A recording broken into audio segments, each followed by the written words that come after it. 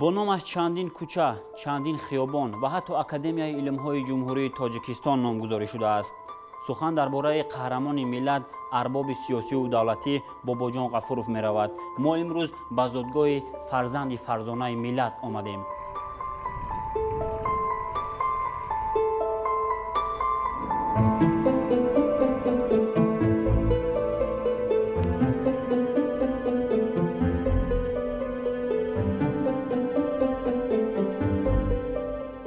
قاسم رهبر من اجازه گفتن که ما خانه موزه کسادی من به یاری شما در کار.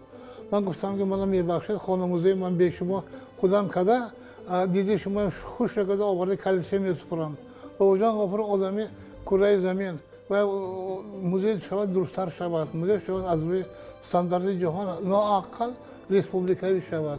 و آدم خنده کردن گفتن که شما با یگان چیز هست می. من گفتم یگان نقلیات چیز گفتم من حاضر یگان چی میبیارد.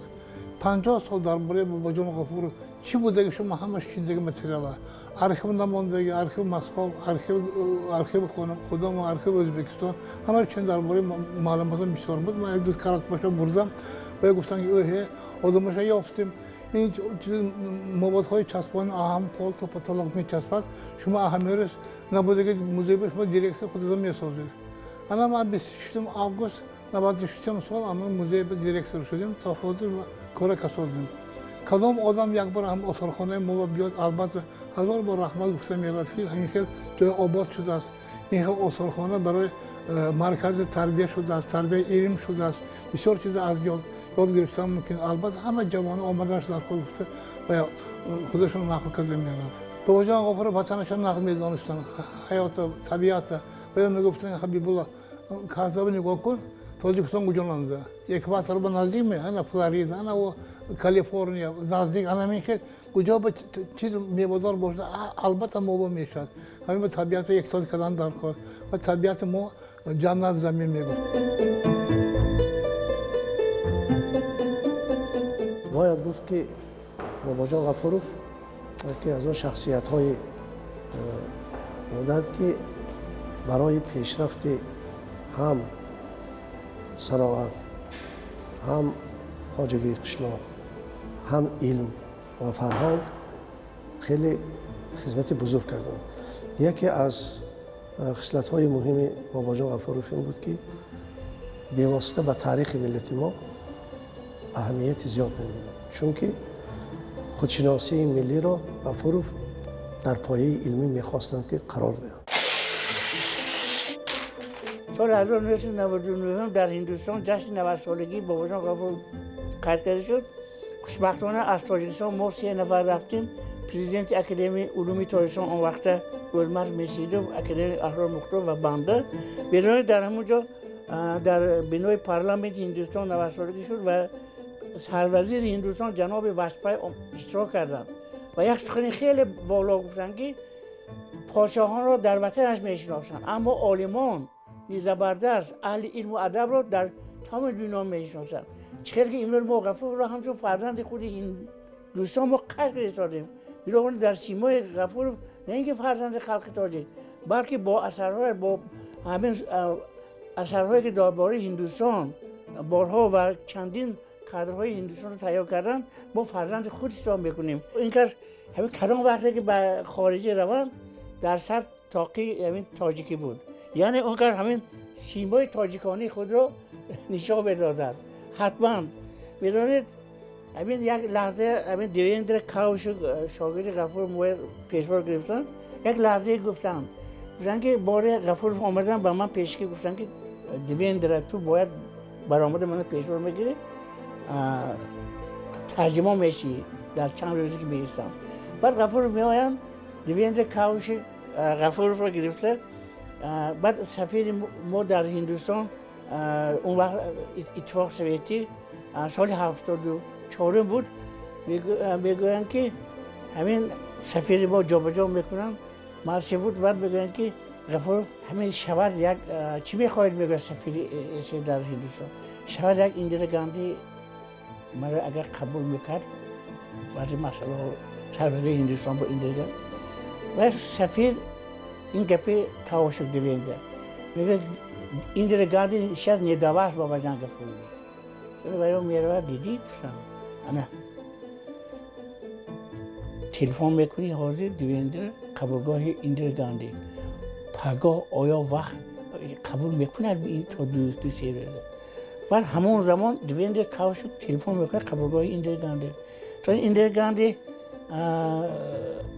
میخیر کاتیبش میگه که میخیر غفور بابا جان میخوان که شما که یک قبول کرد آیا پگاه ساعتی 23 خوراک همراه خوردم اومده میتوانم من قبول میکنم شما در رو خوشش میگه پگاه نباشه میرم دیوینز اول جامدان من کشید تاقی مرا من نزد ایندرا گاندی با تاقی مرا یعنی بابا جان غفورов در گذاری که میرفتن در همون صحبت بعد ایندرا گاندی میگه که چخیر من خوشبختی با فرزند بزرگ تاجیک شما در رشته دوستی هندوستان سر تاجیکستان همین کلام وارده یک خواهش دارم همین کتاب من در مسکو چاپ میشد چی میشد که کتاب من به شما پیشگفتار مینوشتید و سال 75 کتاب ایندرا گاندی مصاحبه ها درباره دوستی اسیر رو چی میبرد و پیشگفتار میگه خوشبختم که کتاب اول من در اتفاق سیدی در زیر راهبری و در زیر تحریر اکادمیک عالم شناخته عالم بابا جان غفور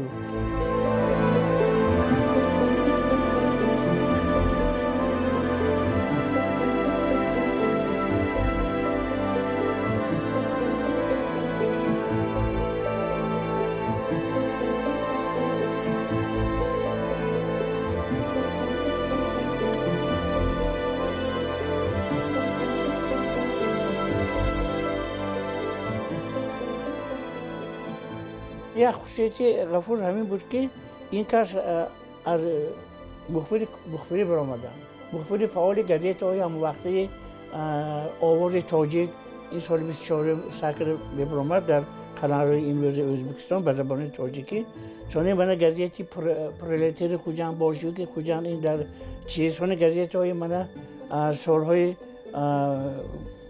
20 سال کرده گزیتی قزل تاجیکستان به زبان ازبکی بعد همین گزیت ها تیتر خبر نویسم با امضاهای هر خیله با جان چلا بنویسم با جان روزاده با همین تخلص های چی یک خصوصیت همین سالهای 20 30 همین که اکثریت همین شخصیت های بزرگ ملت خادمان دولتی خادمان علم مدنیت از بین ژورنالیست ها برآمدگی من بابا جان غفور اکادمی اکرم ظریف رجب در گزیتی باشوکی خوجان کار میکنن ساعتی مرور در گزیتی کانسمان تاجیکستان کار میکنن سالهای 30 یا که عبدالغنی میرزا در گزیتی امروز جمهوریت کار میکنن چی تاجیکستانی شو همین خیلی یعنی اکثریت همین شخصیت های بزرگ از گزیت برآمدن و بنابراین بابا جان غفور هم یکی از همون شخص هایی که از گزیت برآمدن بنابراین همین استعداد این کسا به نظر گرفته سال 32 این کسا با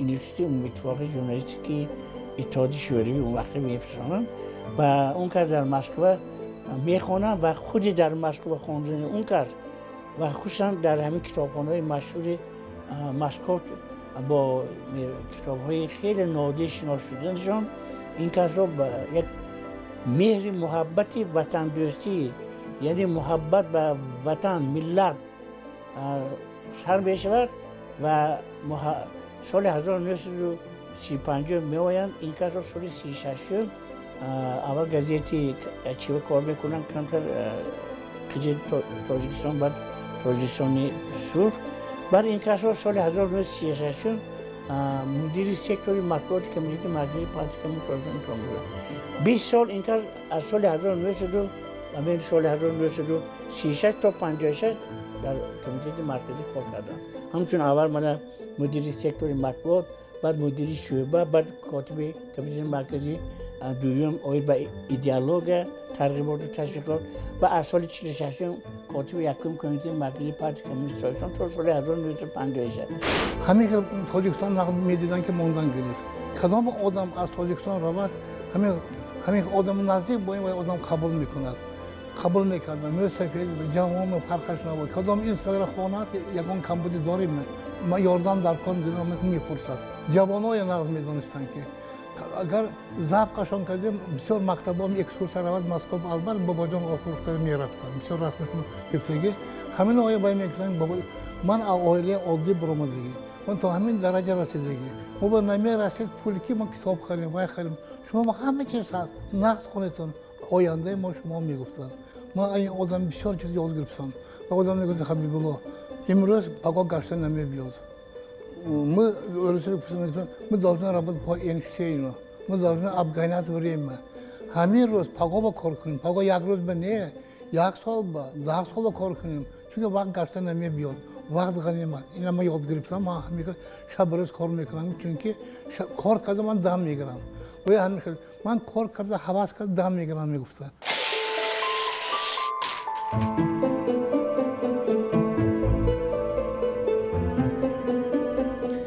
این دفتری تأثیرات آثارخانه است. هر نفری که از آثارخانه باباجان غفورов دیدن میکند حتما بعد از دیدن و شنیدن ها تأثیرات خود را در این دفتر قید میکند و ما نیز از جمله آن کسانیم. انیقترش ما نیز تأثیرات خود را در این دفتر قید کردیم.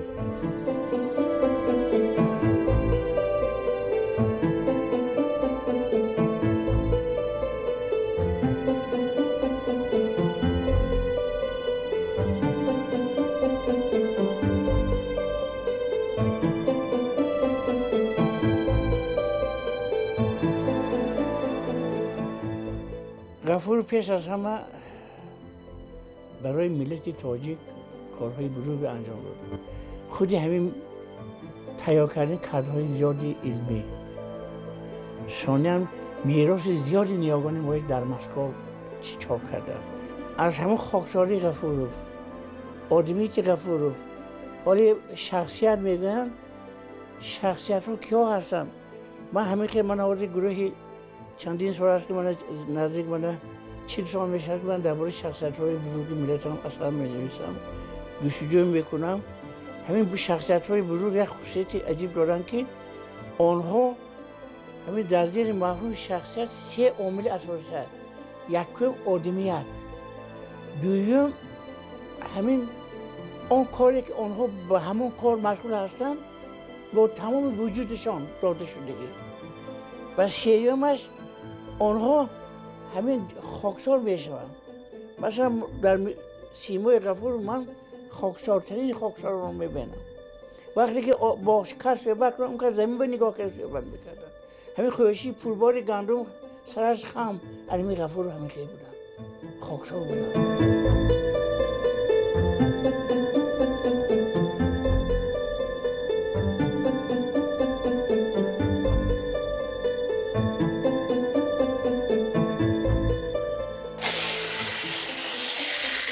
زحمت‌های بسیار ساله اکادمیک باباجان غفورov در ساحه علم در آن بود که او اثبات نمود که خلق تاجیک قدیمترین خلق آسیای میانه به شمار می‌رود. برای اثبات این سخن‌ها به شما توصیه می‌دهیم که به آثارخانه باباجان غفورov به ناحیه باباجان غفورov بیایید.